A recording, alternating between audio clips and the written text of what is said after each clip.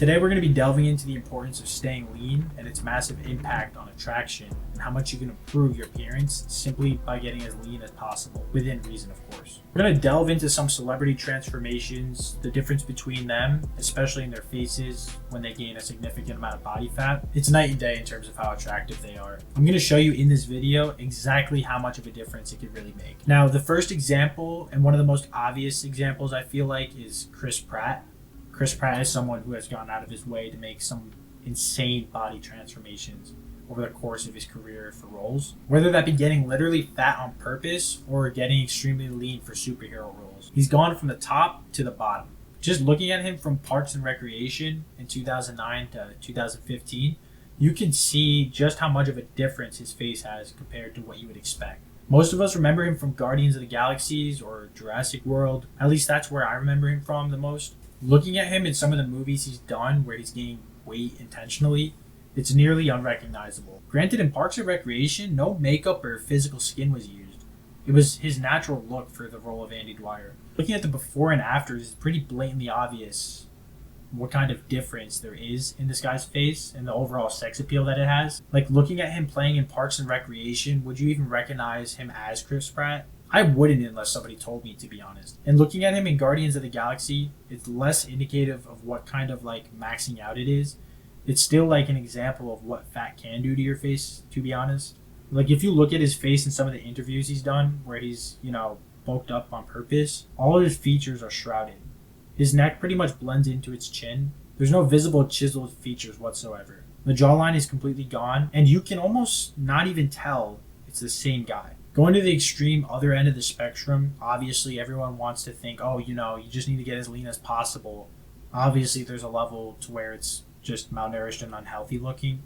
Chris Pratt is one of the only actors who has shown a remarkable transformation from his roles in Parks and Recreation to leaner states for superhero roles, but he hasn't gone to malnourishment extremes. If you look at him in Guardians of the Galaxy, you can clearly see what getting lean looks like when you're not depriving yourself of calories. And in some cases, if leaner is not always better, in general, people will say leaner is better. Personally, in a general rule of thumb, it is just because most people aren't going to get to that point. But I suppose it should be said that getting to that point where you look like Chris Pratt did in Guardians of the Galaxy is where you're maximizing your look while still being healthy. Not only are you not depriving yourself of nutrients you need to survive, but your face looks defined without looking gone. So obviously there is a way of going too far, and the happy medium, I think, is probably him in Guardians of the Galaxy or Jurassic World. He does not have a high level of body fat at all. He's very lean, but it's just a healthy enough amount of body fat to maintain. I'm assuming a high level, high quality of life without feeling like you're starving all the time, but you still have chiseled features, and that's the most important thing you want to retain, ideally, year round. But you don't want to be so high that your abs are blurred to the point that they're no longer visible.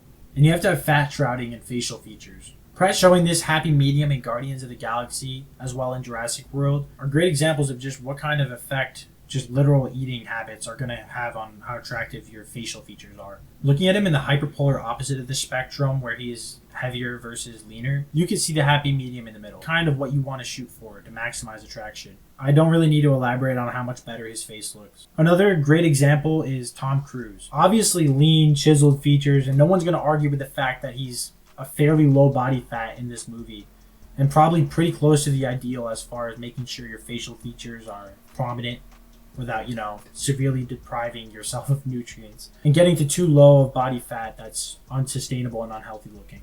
Moving forward up to Tropical Thunder in 2008, I think that's the only movie I can think of off the top of my head where he gained weight for the role and, significantly altered his appearance in order to look worse, essentially. And obviously the hair loss is going to contribute to his look as well. But as you can see here, the facial features are a lot more shrouded, a lot less ideal of a look in terms of showing cheekbones, jawline. Especially, it kind of just blends into the neck a lot more. And the gut hangover is not a good look either. But just in terms of facial aesthetics context, gaining weight doesn't do any favors once you're above, 10 to 12% body fat. Unless you have a naturally very chiseled face, that doesn't seem to hold preferentially. Doesn't store a lot of body fat. Everyone has their own trouble spots that store body fat more than others. But in most cases, I feel like the aesthetics are typically maxed out around 10% area.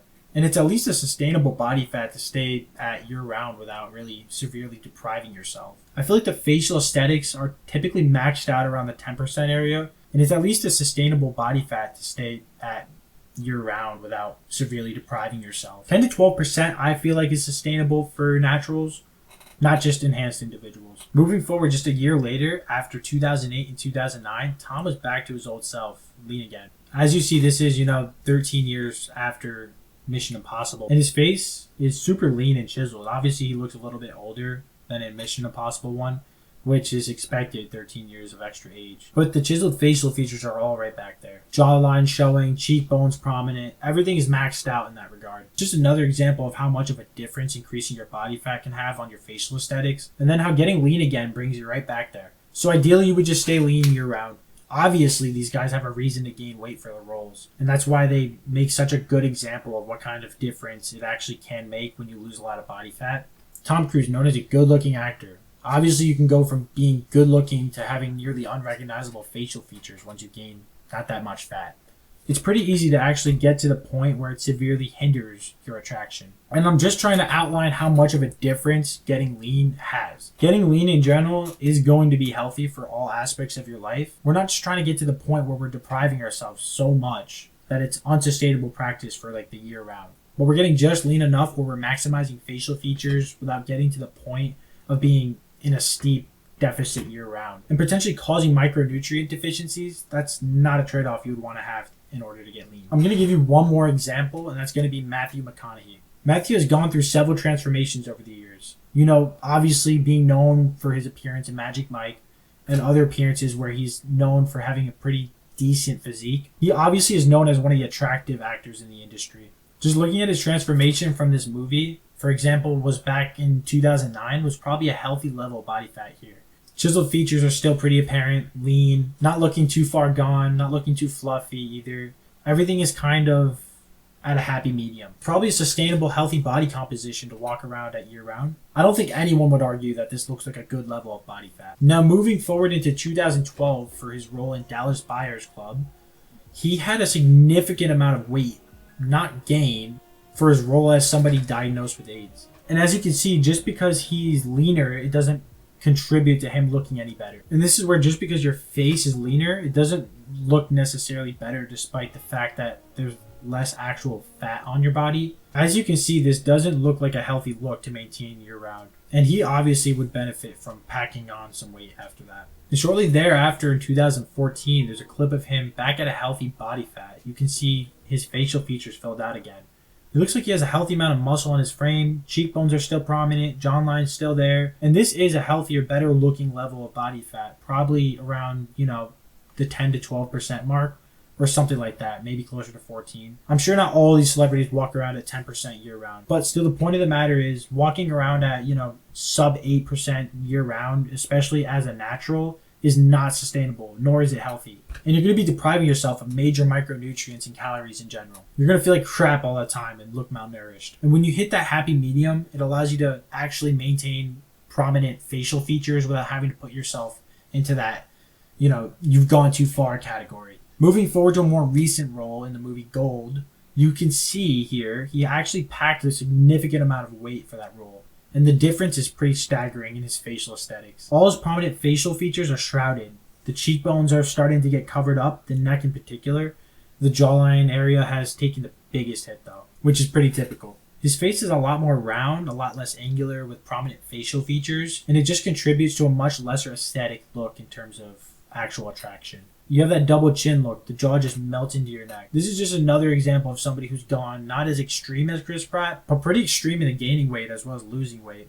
And an example of where the happy medium lies where you aren't going to be hindering your quality of life in order to maximize how attractive you are. And I would advise anybody, the first thing they would do if they're trying to maximize their sex appeal, if you have fat to lose, just clean up your diet in the gym. Like for real, that's the number one thing you can do. You can do it very quickly within a few months. You can get down to a much healthier, more attractive looking body composition. And I would highly recommend if you've never cut down to 10 to 12%, you give it a try. Because I've literally heard of guys doing crazy things like going in for like a facial reconstruction surgery, jaw implants, and all these things before they even tried getting lean. I highly recommend before you do anything crazy, you go in the gym, you get your ass in the gym. Get on a consistent good diet plan, hit your micronutrients and macronutrients, and get down to 10 to 12% body fat. Then make an educated guess at that point if you still think you need surgery. Because I highly doubt you know what's really underneath your face. Because most guys, they're severely underestimating how attractive they can actually be if they actually just, stick to a diet plan and improve their quality of life.